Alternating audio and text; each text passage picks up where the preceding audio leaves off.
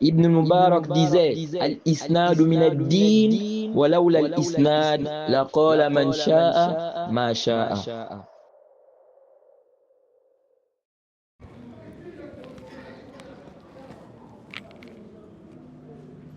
السلام عليكم ورحمة الله وبركاته. إن الحمد لله نحمده ونستعينه ونستغفره ونعوذ بالله من شرور أنفسنا ومن سيئات أعمالنا. من يهده الله فلا مضل له ومن يضلل فلا هادي له، وأشهد أن لا إله إلا الله وحده لا شريك له، وأشهد أن محمدًا عبده ورسوله. يا أيها الذين آمنوا اتقوا الله حق تقاته ولا تموتن إلا وأنتم مسلمون. يا أيها الناس اتقوا ربكم الذي خلقكم من نفس واحدة وخلق منها زوجها وبث منهما رجالا كثيرا ونساء، واتقوا الله الذي تساءلون به والأرحام إن الله كان عليكم رقيبا. يا أيها الذين آمنوا اتقوا الله وقولوا قولا سديدا يصلح لكم أعمالكم ويغفر لكم ذنوبكم، ومن يطع الله ورسوله فقد فاز فوزا عظيما. أما بعد. Louange à Allah, le créateur des cieux et de la terre. On le loue pour tout ce qu'il nous accorde comme bien et comme grâce. Et on lui demande de prier sur son prophète Muhammad sallallahu alayhi wa sallam, sa famille, ses compagnons et tous ceux qui les ont suivis jusqu'au jour de la rétribution. Celui qu'Allah a guidé, personne ne peut l'égarer. Celui qu'Allah a égaré, personne ne peut le guider. Nous sommes toujours dans l'explication des trois fondements, l'explication du Cheikh Ibn Uthaymin, qu'Allah lui fasse miséricorde. On s'est arrêté sur les propos du Cheikh Muhammad ibn Abdul Wahhab lorsqu'il dit فَإِذَا قِيلَ لَكَ, si on te dit mal usul الثلاثة التي يجب على الإنسان معرفتها, il dit, si on te dit quels sont les trois principes, quels sont les trois fondements que toute personne doit impérativement connaître, il dit faqul, dit ma'rifatul abdi rabbahu wa dinahu wa nabiyahu Muhammadan sallallahu alayhi wa sallam. Il dit, si on te dit quels sont les trois fondements que toute personne doit impérativement connaître, ça c'est mieux. Quels sont les trois fondements que toute personne doit impérativement connaître? Le Cheikh a dit, connaître, n'est-ce pas, son Seigneur. Le serviteur doit connaître son Seigneur, sa religion et, n'est-ce pas, et son prophète Muhammad sallallahu alayhi wa sallam. Taïb, le Cheikh Ibn Uthaymin, expliquant ce passage, il dit أورد المؤلف رحمه الله هذه المسألة بصيغة السؤال، وذلك من أجل أن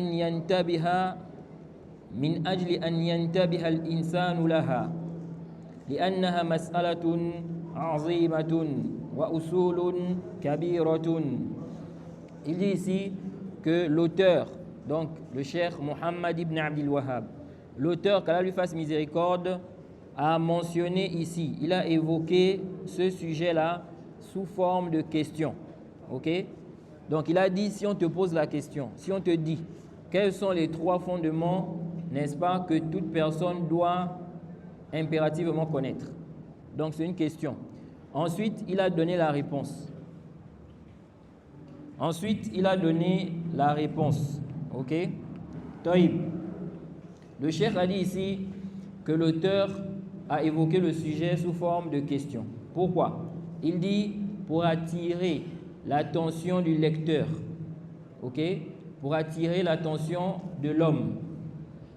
Il dit car c'est une grande question et ça fait partie des grands fondements. On avait vu ici que parmi, n'est-ce pas, les méthodes d'enseignement, il y a le fait de poser des questions. Poser des questions, ça fait partie des méthodes d'enseignement.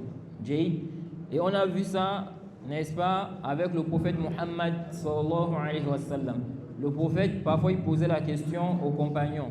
Atadruna mal muflis, par exemple. Connaissez-vous qui est le muflis? Et des compagnons répondaient. Chacun essayait parfois de répondre. Ok? Et lorsqu'ils ne connaissaient pas, ils disaient Allah et son messager, n'est-ce pas, sont les plus savants concernant ce sujet. Et le prophète donnait la réponse. Ok? Le prophète a dit à Mu'adh, Ya Mu'adh, atadri ma haqqullahi ala al-ibad wa ma haqqul ibadi ala Allah. Est-ce que tu connais le droit d'Allah sur ses serviteurs et le droit des serviteurs sur Allah? Ok? Donc ça c'est connu. Dans les hadiths du prophète, vous allez voir ça. Il pose la question, après il donne la réponse. Ça c'est une façon d'enseigner. Pourquoi? Parce que en posant la question, ça attire plus l'attention de la personne. Ok? Quand tu poses la question à la personne cherche la réponse. Si elle ne trouve pas, quand tu vas donner la réponse là, ça va rester. Elle va bien retenir ça. Ok? Parce qu'elle est en train de chercher. Contrairement à si, n'est-ce pas, tu enseignes seulement comme ça sans poser, n'est-ce pas, la question. Donc ça fait partie des méthodes. Et on avait vu ici que le Cheikh Ibn Uthaymin avait attiré l'attention des enseignants aussi par rapport à cet aspect-là. Il avait expliqué il convient de poser des questions. Okay? Lorsqu'on enseigne, ça permet de faire vivre l'assise. On avait dit aussi que le fait seulement, lorsque tu viens enseigner, de lire, ça peut faire en sorte que les gens dorment. Donc parfois, il faut éveiller les gens, poser des questions. Ça éveille quoi? Les gens. Le Cheikh Ibn Uthaymin, dans, n'est-ce pas, Liqa al-Shahri.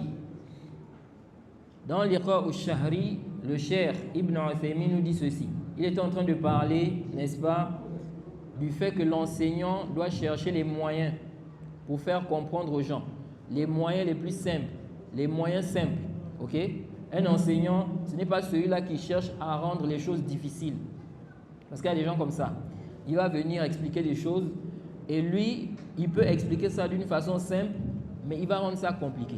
Pour que les gens se disent que, vraiment lui, il est fort. Parce que ce qu'il est en train d'expliquer là, c'est compliqué. Donc lui, il a compris, nous, on n'a pas compris. Ok? De même, parfois des gens, ils vont venir s'exprimer. Ok? Ils peuvent expliquer les choses de façon simple, mais ils vont utiliser un langage, n'est-ce pas, compliqué pour les gens. Ok? Je me rappelle, n'est-ce pas, un frère ici, on dit qu'il est venu parler, il a prêché. Il a expliqué ce qu'il avait expliqué, mais avec un langage compliqué. Et en sortant, on dit qu'il a dit quoi? Il a dit, les gens n'ont rien compris. Vraiment, j'ai vraiment cogné là. J'ai élevé le niveau. Ça, ce n'est pas le but. Le but, ce n'est pas ça. Quand tu prêches, le but, c'est qu'on comprenne ce que tu dis. Mais si maintenant, toi, tu viens avec un langage compliqué, tu compliques les choses, pour que les gens disent que oui, vraiment, tu es fort, tu as un bon niveau. Les gens n'ont pas compris. C'est quoi l'intérêt? C'est quoi l'intérêt de te mettre devant là? Ok? Et ça, on trouve ça même chez les non-musulmans là. Il y a des enseignants comme ça. Je me rappelle, nous, quand on était à l'école, il veut que les gens disent que sa matière est difficile. Pour que quand il enseigne, les gens le respectent. Ça, c'est pas quoi? C'est pas le but. Le but, c'est de faciliter les choses, faire comprendre. Quelqu'un il va enseigner le chapitre de l'héritage. Il peut expliquer ça de façon simple pour que les gens comprennent, mais il va compliquer et les gens vont voir que la matière là, est difficile.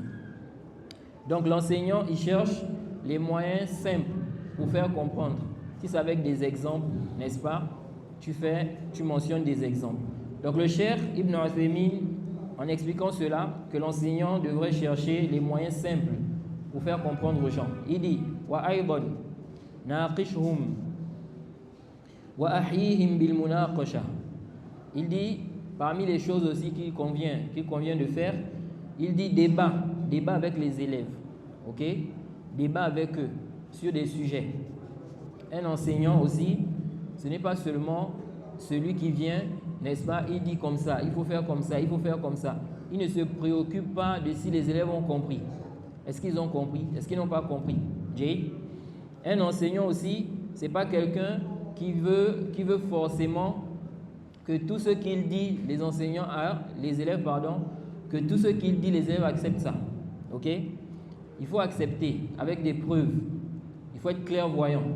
Jay, ce n'est pas seulement d'être là, tu vas éduquer les gens que tu enseignes, tes élèves, au suivi aveugle. Jay, tu dois éduquer les gens que tu enseignes au suivi des preuves. Ils te suivent parce que ce que tu as dit, c'est la vérité. Tu as mené des preuves, les paroles des savants. Taïb, le Cheikh Ibn Uthaymin dit, donc débat avec eux. Il dit ici là, dynamise-les par, n'est-ce pas, la discussion. Ok? Le débat. Vous voyez? En les impliquant dans la discussion. Tu les fais participer. Il dit ici, Qul, ya fulan, qum, ya fulan, qum. Jay. Ça là, n'est-ce pas, on voit ça avec nos gens de science. Il dit, tu peux dire, un tel, lève-toi. Un tel, lève-toi. Oui. Qu'est-ce que tu as là-bas? Qu'est-ce que tu as comme argument sur ce sujet-là? Qu'est-ce que tu dis sur ce sujet-là? Ok? Il dit, ya fulan, ma indak. Qu'est-ce que tu as? Jay.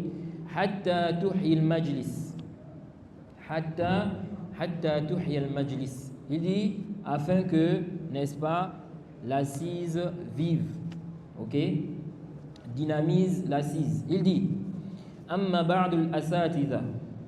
Amma ba'dul asatiza. Tajiduhu ya'ti min hini yadkhul ad-dars ila an yantahiya wa huwa bas yaqra. Hadha ghalat. Hadha naqs. Jaïd. Le cheikh dit, quant au cas où la situation de certains enseignants, tu verras qu'ils viennent enseigner. Il rentre.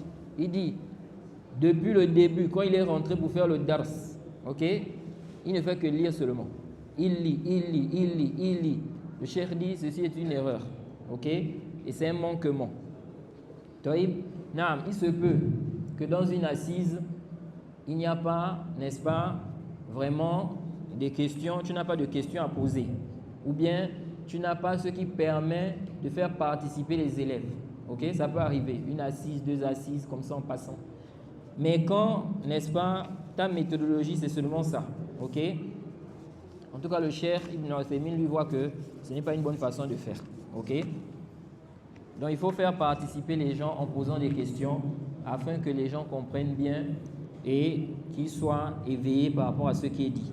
Donc, le Cheikh dit ici que l'auteur a donc soulevé ici le sujet sous forme de questions-réponses. Il dit wa innama qala inna hadhihi hiya al-usul ath-thalathatu allati yajibu 'ala al-insani ma'rifatuha.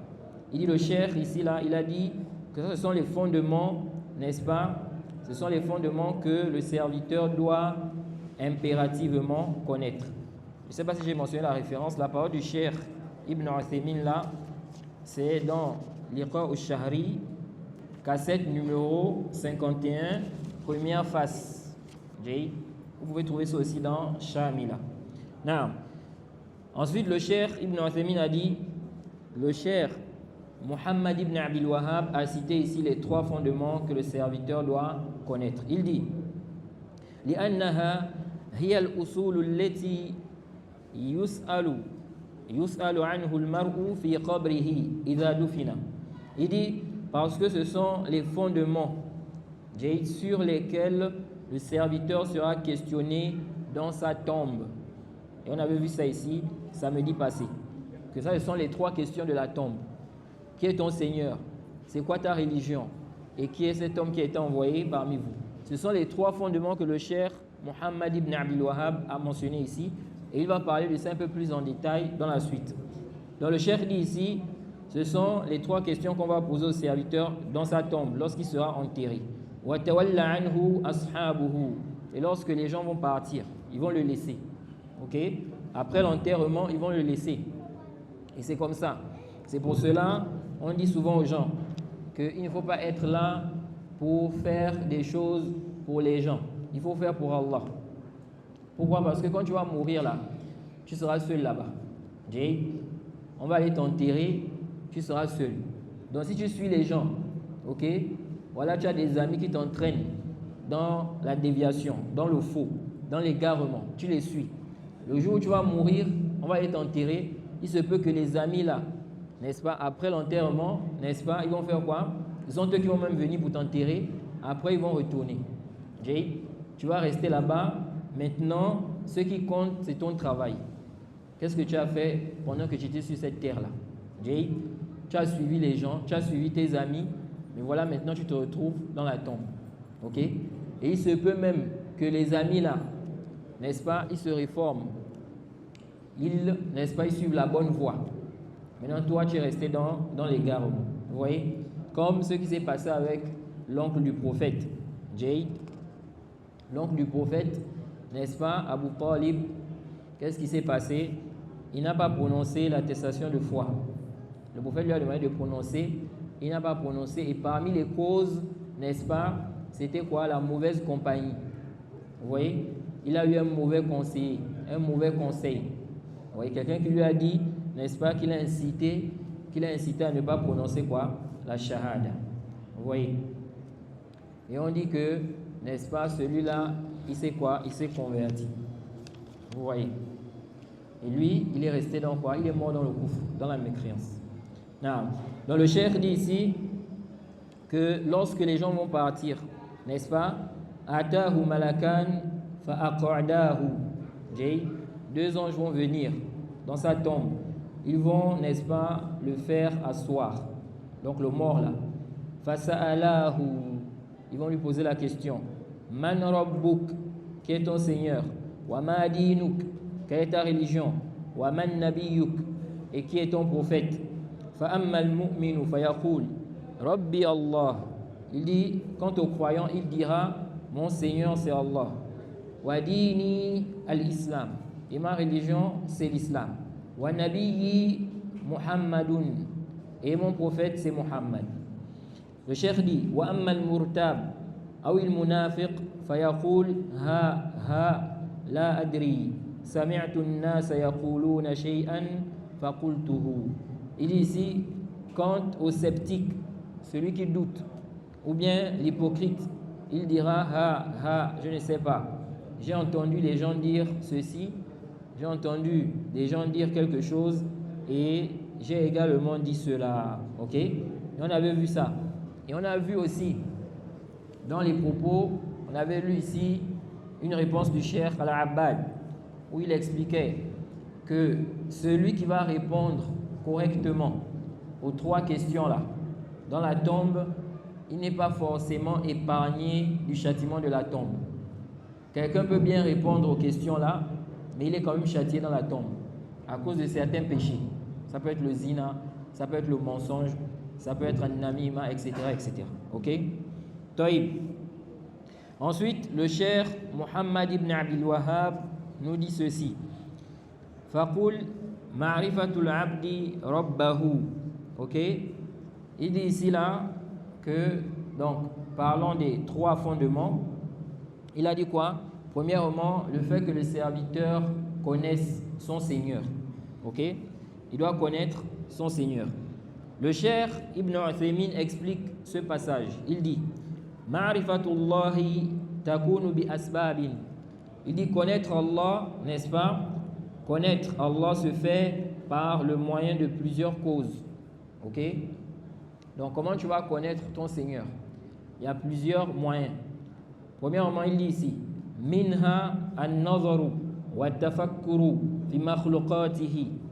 Il dit parmi, n'est-ce pas, ces causes, on a quoi? La réflexion. Le fait de réfléchir. Ok? Réfléchir. Méditer sur la création d'Allah. Sur ce qu'Allah a créé. Quand tu médites sur cela, n'est-ce pas? Tu arrives à comprendre qu'il y a un créateur. Il y a, n'est-ce pas, un créateur. Il y a ce qui nous a créé. Le cheikh dit فَإِنَّ ذَلِكَ يُؤَدِّي إِلَى مَعْرِفَتِهِ وَمَعْرِفَةِ عَظِيمِ سُلْطَانِهِ وَتَمَامِ قُدْرَتِهِ وَحِكْمَتِهِ وَرَحْمَتِهِ. Il dit cela, donc le fait de méditer sur les créatures, la mer, n'est-ce pas, l'océan, tu vois comment l'océan est, les animaux, les poissons, comment ils vivent, on va dire les fourmis, les fourmis, le lion, le tigre, tous ces animaux-là, quand tu médites sur eux, tu regardes comment ils vivent, n'est-ce pas, tu comprends qu'il y a un créateur et tu comprends la puissance d'Allah. Ça, c'est seulement si on parle même des animaux. Le corps même de l'être humain. L'être humain seulement, s'il médite sur son corps là, il va voir que quoi? Qu'il y a un créateur. Comment les choses sont, n'est-ce pas, bien arrangées. Ça, ce n'est pas le hasard.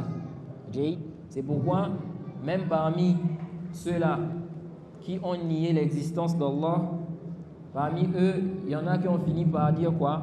Que la façon dont l'univers est là, la façon dont l'être humain est, ça montre que ce n'est pas le hasard. Ce n'est pas venu comme ça. Parce que c'est bien programmé. Regardez la nourriture, quand tu manges, c'est bien programmé. Dans ton corps là, les organes qui sont là-bas, l'organe là, c'est un organe pour ceci. Ça, c'est pour cela. Ça, c'est pour filtrer le sang. Ça, c'est pour filtrer les aliments. Ça, n'est-ce pas, c'est pour l'eau.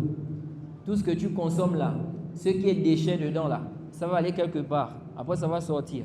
Ce qui est bien pour le corps, ça va rester, etc. Tout ce fonctionnement-là, ça ne peut pas être le hasard. C'est pas possible que ça soit quoi? Le hasard. Parce que c'est bien ordonné, bien arrangé. De même, les animaux. Quand tu médites sur les animaux, tu vois comment un animal, n'est-ce pas, a fait un enfant. L'animal là sait que ça c'est son enfant. Vous allez voir que l'animal là va chercher à protéger l'enfant là, s'il y a un danger.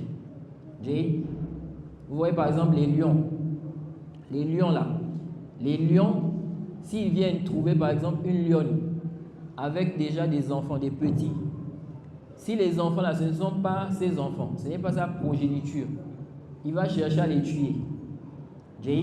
Il va chercher à les tuer parce que ce n'est pas sa progéniture. Et puis, il va chercher à prendre, n'est-ce pas, la mère. Mais vous allez voir comment la mère là, va défendre ses enfants-là. Elle va défendre les enfants-là. Elle ne va pas laisser, n'est-ce pas, que le lion les tue comme ça. Et c'est ainsi, s'il y a un danger. Tout ceci, vous voyez ça. Vous voyez cette miséricorde-là entre les animaux. La miséricorde qu'une mère, n'est-ce pas, parmi les animaux, a envers ses petits, ses enfants. Le chien, le chat. C'est ajib. Lorsque vous méditez sur les animaux là, vous voyez vraiment des choses étonnantes. Donc le Cheikh Ibn Uthaymin dit ici là, il dit parmi les choses qui te permettent de connaître ton Seigneur, c'est quoi? Méditer sur sa création. Ok? Il dit cela conduit à le connaître et à connaître aussi l'immensité de son pouvoir. Vous voyez? Ça te permet de connaître l'immensité du pouvoir d'Allah. J'ai de la perfection de son omnipotence, sa sagesse aussi et sa miséricorde. Vous voyez la sagesse. Il y a des choses parfois, c'est quand tu vas méditer que tu vas te rendre compte de la sagesse. Vous voyez, aujourd'hui là on parle de, n'est-ce pas, comment on appelle ça? Les vers de terre. Quand tu étudies le rôle des vers de terre là, quel est le rôle de ces vers de terre là? On les voit comme ça, mais quel est leur rôle sous la terre là-bas? Quand tu étudies tout ça là, tu médites, tu vois la sagesse. Tu vois vraiment qu'Allah a mis chaque chose à sa place. Il a mis chaque chose à sa place. Le cheikh dit ici, cela donc te montre la puissance d'Allah. Quand tu regardes tout ce qu'Allah a créé, tu vois la force et la puissance d'Allah. Allah, et parfois tu t'étonnes. Tu te demandes, n'est-ce pas, que qui peut bien faire cela? Quand tu regardes ton corps, quand tu regardes comment ça fonctionne, le fonctionnement du corps de l'être humain, qui peut bien faire cela? Toute chose est à sa place. Le cheikh dit ici, قال الله تعالى, il dit ensuite, Allah a dit, أولم ينظروا في ملكوت السماوات والأرض وما خلق الله من شيء. Il dit, Allah a dit dans le Coran, n'ont-ils pas médité sur le royaume des cieux et de la terre et toutes choses qu'Allah a créées? N'ont-ils pas médité sur cela? Donc Allah nous incite à méditer sur ça, sur tout ce qu'il a créé. Tu t'assois, tu médites. tu regardes le fonctionnement, comment ça fonctionne, comment ça vit. Tout ceci, ça te montre, n'est-ce pas, la puissance, l'omnipotence d'Allah. Le cheikh dit ici, wa qala azza wa jal, Allah dit également, innama a'idhukum biwahidatin an taqumu lillahi mathna wa furada thumma tatafakkaru. Il a dit à son prophète de dire, dis, je vous exhorte seulement à une chose, que pour Allah, vous vous leviez par deux ou de façon isolée et qu'ensuite vous réfléchissiez. Vous voyez? Donc on vous exhorte à faire quoi? On vous exhorte à réfléchir, à vous lever pour Allah. Et ça montre que celui qui cherche la vérité, il doit être sincère. Ce n'est pas la passion. Il dit ici là, biwahidatin an taqumu lillahi mathna wa furada. Ok? Que vous vous leviez pour Allah par deux ou bien de façon isolée. Donc vous pouvez être à deux. Réfléchissez sur la création d'Allah. Réfléchissez sur ce messager qui a été envoyé. Ok? Est-ce que, n'est-ce pas, il ment?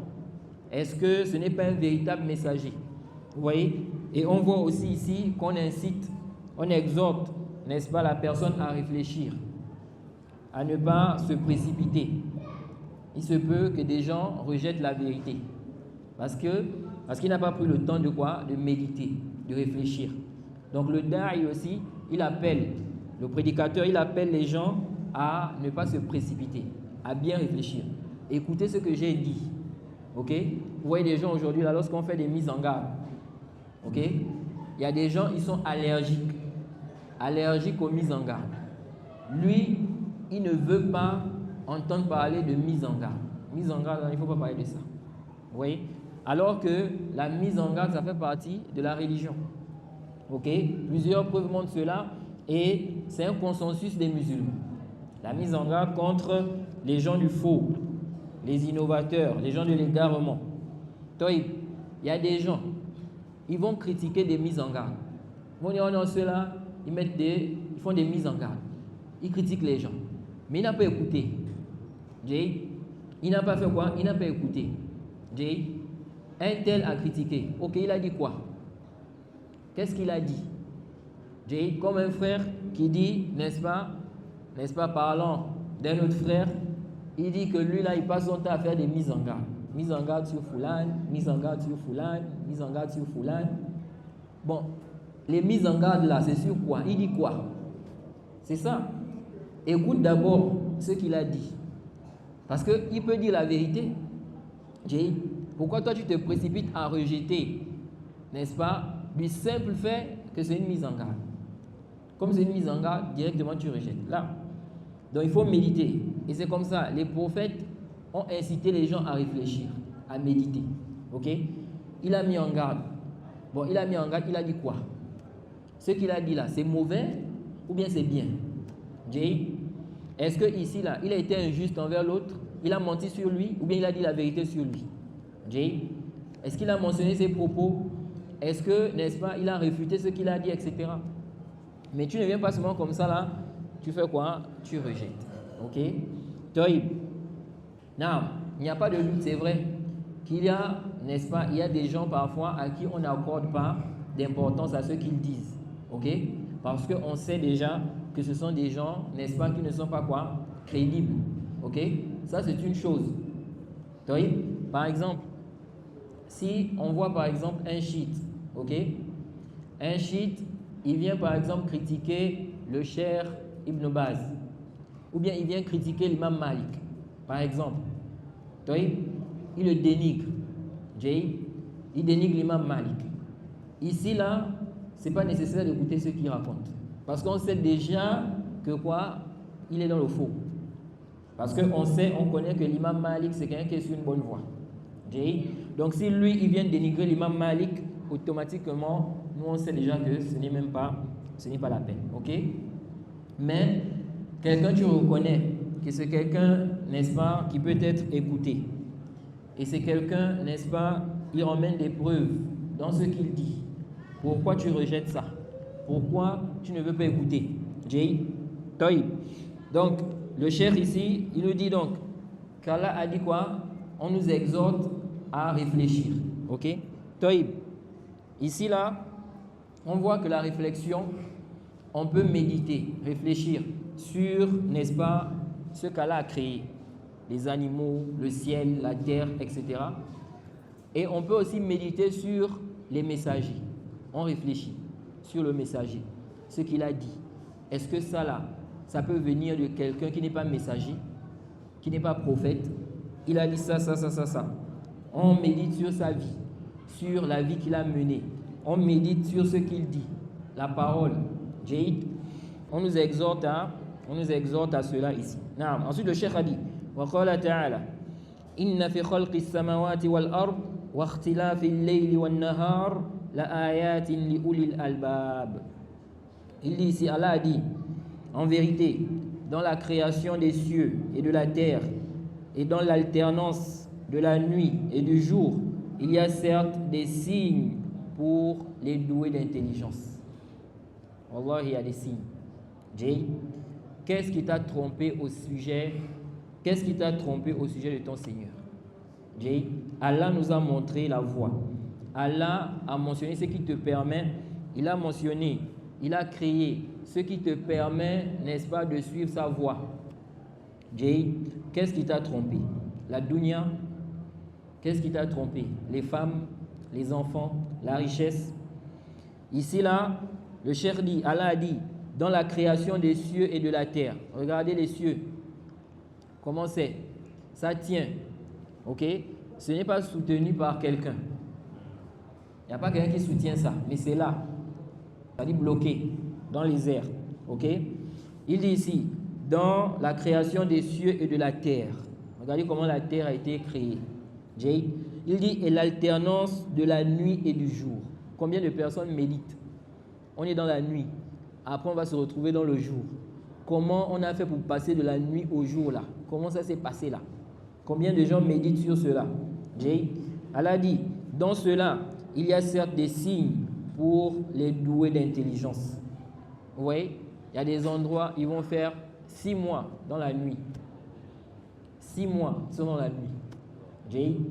Vous allez voir des endroits comme en Europe. Tu vois 20 heures, n'est-ce pas? Il ne fait pas encore nuit. Vous voyez? Alors qu'ici, là, 20 heures, il fait déjà nuit. Jay. Vous voyez que tout ceci, n'est-ce pas, ce sont des signes. L'être humain, il doit méditer par rapport à tout cela. Ensuite, le cheikh a dit, وقال عز وجل, Allah a dit, إن في اختلاف الليل والنهار وما خلق الله في السماوات والأرض لآيات لقوم يتقون.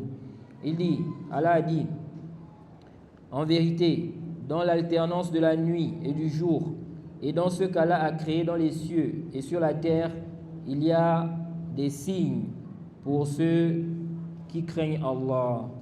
Jay, des signes pour ceux-là qui craignent Allah.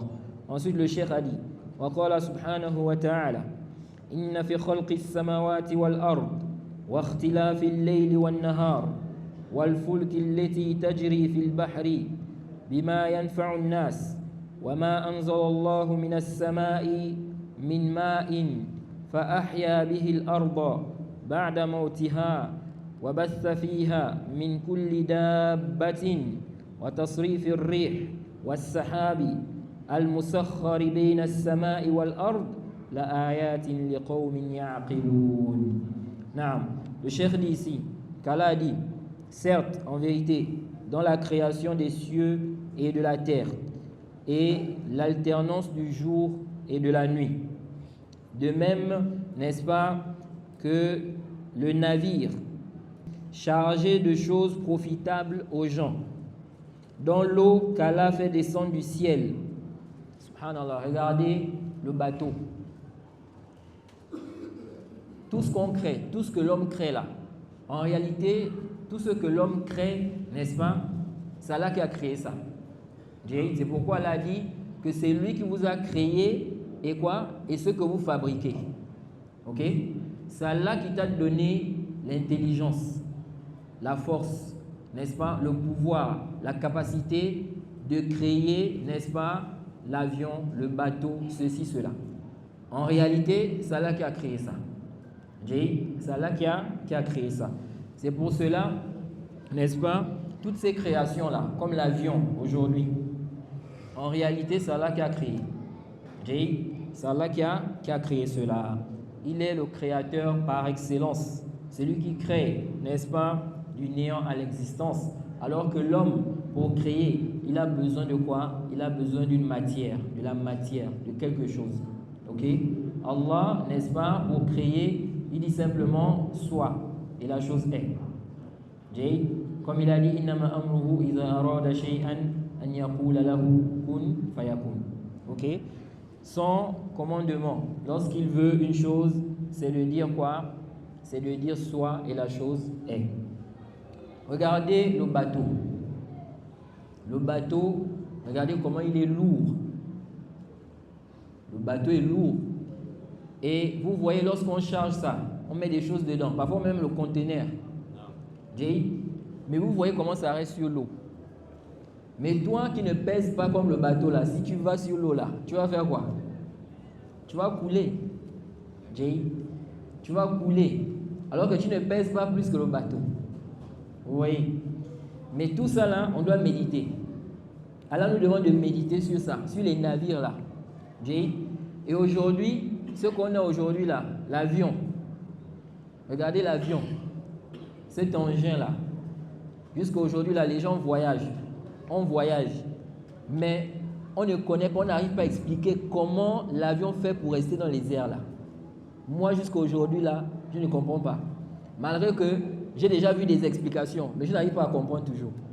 Comment cet engin là, qui est tellement lourd, comment ça fait pour rester dans les airs comme ça monte là-bas.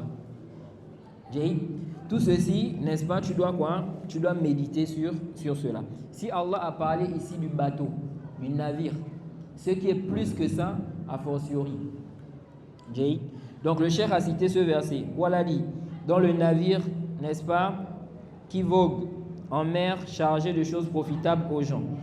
Dans l'eau qu'Allah fait descendre du ciel, par laquelle il rend la vie à la terre, une fois morte. Regardez l'eau, quand ça descend du ciel. La pluie là. Imaginez-vous qu'il n'y avait pas l'eau. Regardez l'eau. L'eau, ce n'est pas sucré. Hein? Ce n'est pas sucré. Ce n'est pas salé aussi, à la base. Sauf l'eau de la mer. Mais l'eau qu'on boit, l'eau potable là. Vous voyez comment c'est bon. Surtout lorsque tu as soif là. Quand tu as soif, tu bois l'eau là. Parfois l'eau, elle peut être glacée. Pour ceux qui aiment l'eau glacée là. Ça peut aussi ne pas être glacée. Mais tu vois que vraiment il y a un goût. Et que c'est très bon. Tu peux boire le jus. Combien de bouteilles de jus que tu veux. Si tu as soif, la soif là, n'est-ce pas, tu auras toujours besoin de l'eau. Tu auras toujours besoin de quoi? L'eau. Vous voyez? Donc ici, on l'a dit ici, l'eau qui fait descendre du ciel, par laquelle il rend la vie à la terre, une fois morte. Il y répand des bêtes de toute espèce. Jusqu'à aujourd'hui, vous allez voir qu'il y a même des bêtes, il y a même des créatures que nous tous ici, là, nous tous dans la mosquée, là, on ne connaît pas. Qui sont là-bas dans l'eau, dans la mer, au fin fond là-bas, qu'on n'a jamais vu. Il y a des créatures, quand tu vois ça même, tu es étonné même. Tu dis, donc ça existe. Il y a des animaux comme ça. Oui, il y a des animaux comme ça. Vous voyez? Dans toutes ces créatures-là, ok? Il y a quoi? Il y a des signes. Tu dois méditer. Elle a dit ici, il y répond des bêtes de toute espèce. Dans la variation, n'est-ce pas, des vents. Vous voyez, le vent qui est chaud. Parfois, c'est un vent qui est, n'est-ce pas, c'est glacé, il fait froid. Il dit dans la variation des vents. Et dans, n'est-ce pas, les nuages soumis entre le ciel et la terre. Regardez les nuages là, c'est léger. Hein? Ceux qui ont déjà voyagé en avion là, quand vous voyagez en avion, vous voyez le nuage. Vous voyez comment le nuage est. Mais quand il y a la pluie là, le nuage là, ça retient l'eau. Pourtant c'est léger, mais ça retient l'eau. L'eau descend par là. Elle a dit, les nuages soumis entre le ciel et la terre. En tout cela, il y a des signes, n'est-ce pas, pour un peuple qui qui réfléchit, qui raisonne. Ok? Ça, c'est pour les gens qui réfléchissent. Ce n'est pas pour des gens, n'est-ce pas, qui ne réfléchissent pas. Ils voient tous ces signes-là. Ils ne méditent pas. Ils ne réfléchissent pas. Jade, vraiment, c'est l'ignorance et la passion. De voir tout ça, et puis tu dis non, on n'a pas de créateur, on n'a pas été créé. Mais tu adores ta passion. Parce qu'en réalité, les athées là, ils adorent leur passion. Jade, c'est sa passion. Ce que lui voit comme étant bien, c'est ce qui est bien. Ce qui n'est pas bien, n'est-ce pas, pour lui, c'est ce qui n'est pas bien. C'est selon lui, ce que lui ressent, ce que lui voit. C'est comme Allah a dit, as-tu vu celui qui a fait de sa passion sa divinité? C'est ça. Ils sont en train de dire non, nous on n'adore rien. C'est faux. Tu adores ta passion. Jade, tu adores ta passion. Et tu es quoi? Tu es un mushrik, kafir. Naam. Ensuite, le cheikh a dit ici, connaître son Seigneur, connaître sa religion. Ok? Le cheikh Ibn Uthaymin dit, ومن أسباب معرفة العبد ربه النظر في آيات الشرعية. Parmi les causes qui permettent au serviteur de connaître son Seigneur, c'est le fait de méditer, réfléchir sur, n'est-ce pas, les preuves législatives. Ok? Méditer sur les signes, n'est-ce pas, législatifs. وهي الوحي. Il s'agit de la révélation. الذي جاءت به الرسل عليهم الصلاة والسلام. Donc, la révélation qui est venue avec les prophètes. Il faut aussi méditer sur ça. Ok? Tu réfléchis. Quand tu regardes ça, tu ne peux pas venir dire ici, en réalité, n'est-ce pas, que ça, c'est pas la religion d'Allah. Sauf si, n'est-ce pas, Allah a voulu t'égarer. Sinon, quand tu regardes le wahi, la révélation, tu regardes l'islam, tu médites sur cette religion-là, tu vas voir que ça, c'est la religion d'Allah. C'est la religion du Créateur. Le cheikh dit, فَلْيَنْظُرْ فِي هَذِهِ الْآيَاتِ وَمَا فِيهَا مِنَ الْمَصَالِحِ الْعَظِيمَةِ التي لا تقوم حياة الخلق في الدنيا ولا في الآخرة إلا بها. Il dit, il va regarder ces versets-là, ces preuves-là, ok? Et ce qu'ils renferment, ces versets, ou ce qu'elles renferment, ces preuves, comme quoi? Comme, n'est-ce pas, profit, comme grand profit, comme quoi?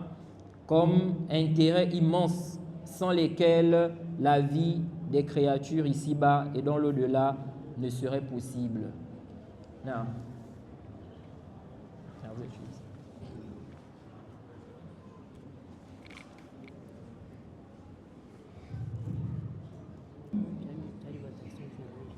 Ah bon, hein?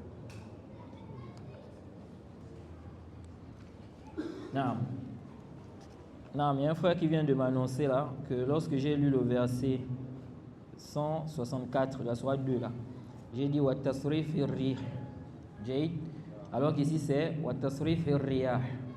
Ok? Wa tasrif ar-riyah. Bon, je me base sur ce que le frère a dit, hein. Tu es sûr que j'ai dit ça?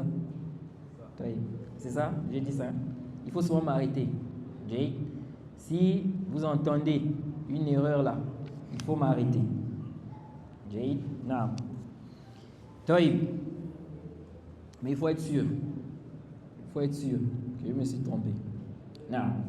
Ensuite, le cheikh a dit ici là, il dit فَإِذَا نَظَرَ فِيهَا وَتَأَمَّلَهَا وَمَا اشْتَمَلَتْ عَلَيْهِ مِنَ الْعِلْمِ وَالْحِكْمَةِ وجد انتظامها وموافقتها لمصالح العباد عرف بذلك ربه.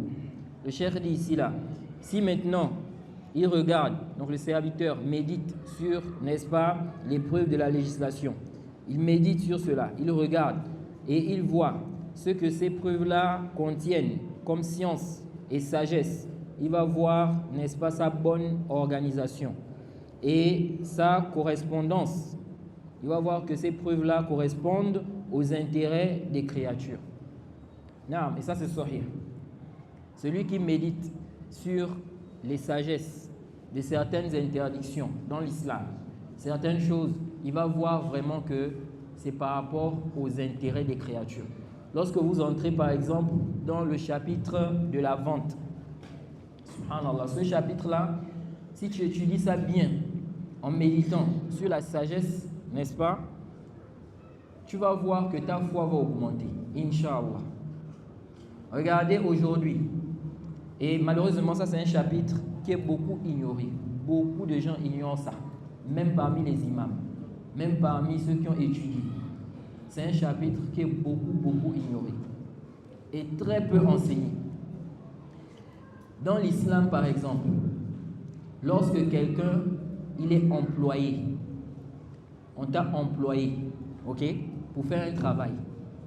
Dans l'islam, tu n'as pas le droit d'être employé et puis tu ne connais pas ton salaire. Ok?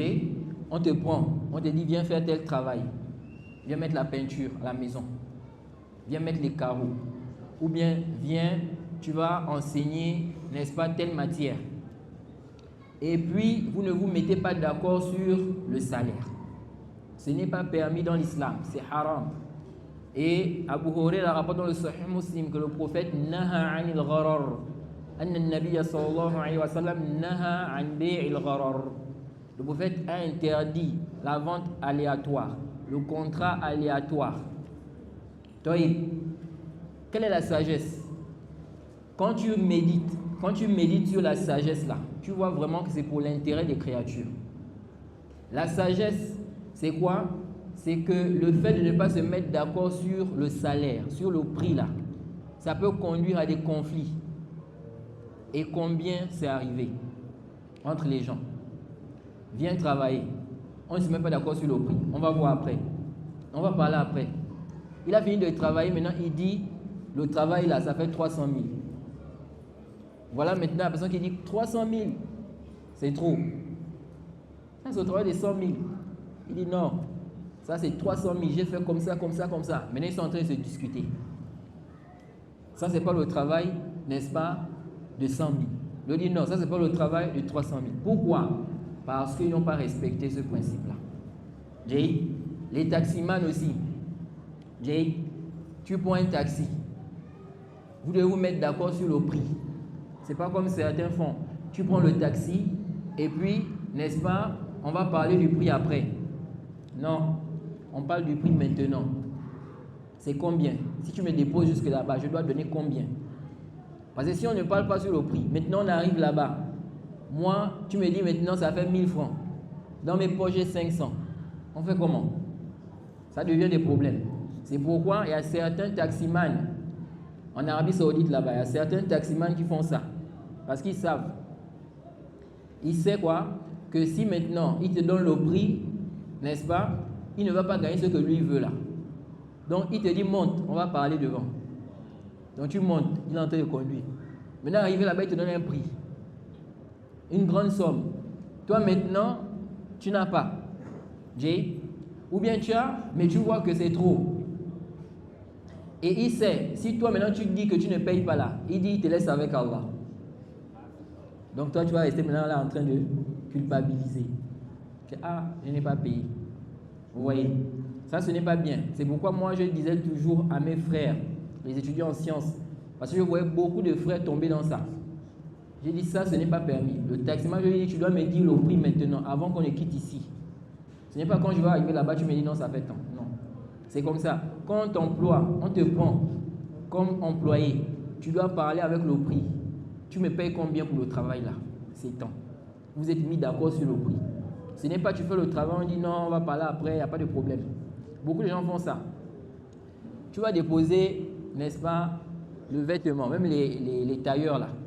Tu vas déposer le vêtement. Il faut coudre, il faut faire comme ça, comme ça. C'est combien? On va parler après. Non, on ne va pas parler après. Il faut qu'on parle maintenant. Dans l'islam, ce n'est pas permis. Il faut qu'on se mette d'accord sur le prix. Tu me payes combien? Je vais avoir combien dans ça? Tu vas avoir tant. Tu es d'accord? Oui. Khalas. Mais sans ça, ce n'est pas permis. Donc vous voyez la sagesse. La sagesse, c'est quoi? C'est que ça emmène au conflit. Et ça ne fait pas longtemps, un frère m'a rapporté une histoire d'un frère qui a eu des problèmes comme ça. Parce qu'il ne s'est pas mis d'accord avec, n'est-ce pas, la personne qui l'a embauché depuis le départ sur le prix. Vous voyez?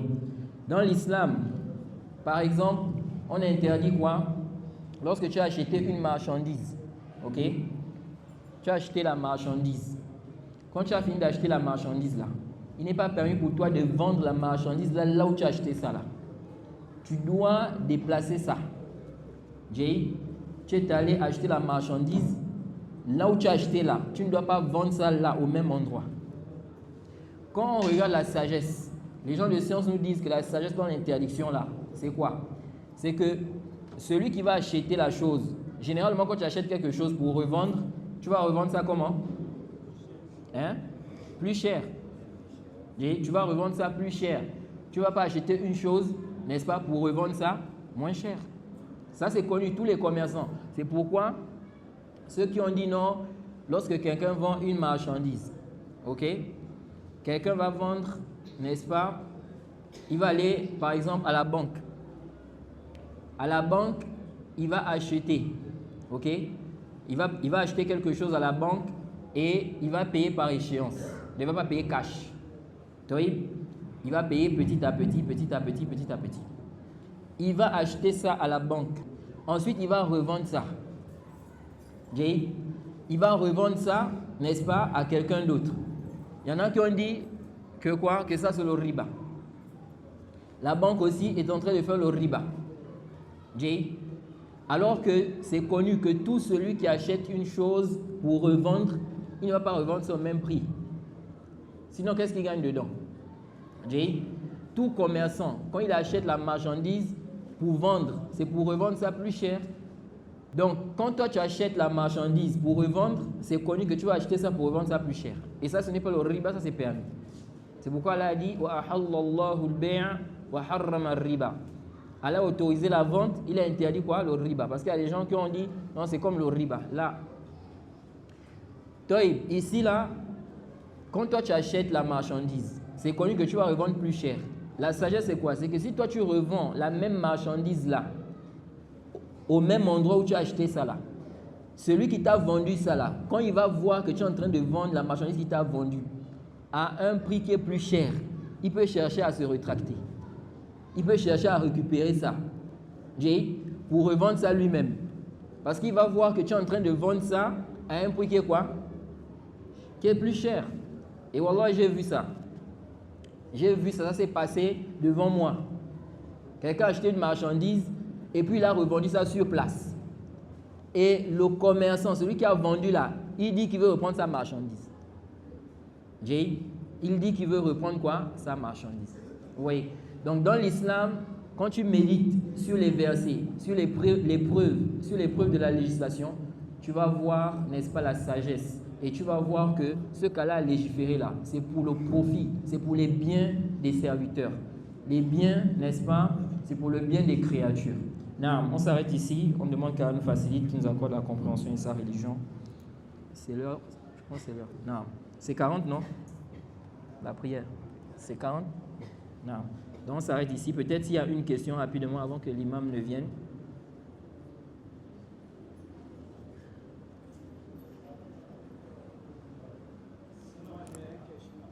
Non.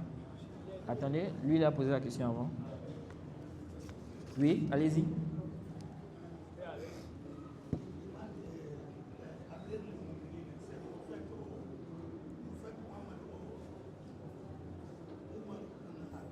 Amirul Mu'minin. Hein?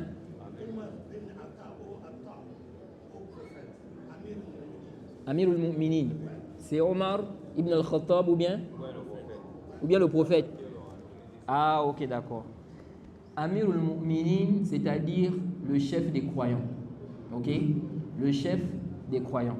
Quand on dit Amirul Mu'minin, ça veut dire quoi? Le chef des croyants. Celui qui est le chef du pays, comme le président, le roi, normalement c'est Amirul Mu'minin.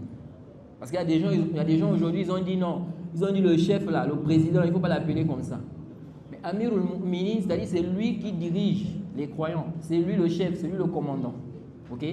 C'est connu que celui qui était appelé Amirul Mu'minin, n'est-ce pas? C'était qui? Omar. Ok? C'était Omar ibn al-Khattab. Et aussi ceux qui ont pris le pouvoir, Abu Bakr Siddiq, et ceux qui ont pris le pouvoir après. Ok? Mais le prophète Mohammed sallallahu alayhi wa sallam, il était également le chef des croyants. De son vivant, le prophète Mohammed sallallahu alayhi wa sallam était le chef des croyants. Naam. Taïb. On s'arrête ici. Wa subhanaka Allahumma wa bihamdik wa ashhadu an la ilaha illa anta astaghfiruka wa atubu ilaik.